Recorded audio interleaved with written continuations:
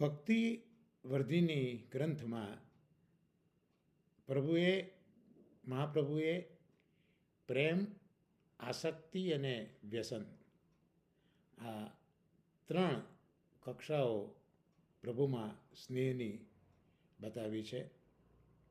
તો પ્રભુમાં સ્નેહ થયો ક્યારે કહેવાય?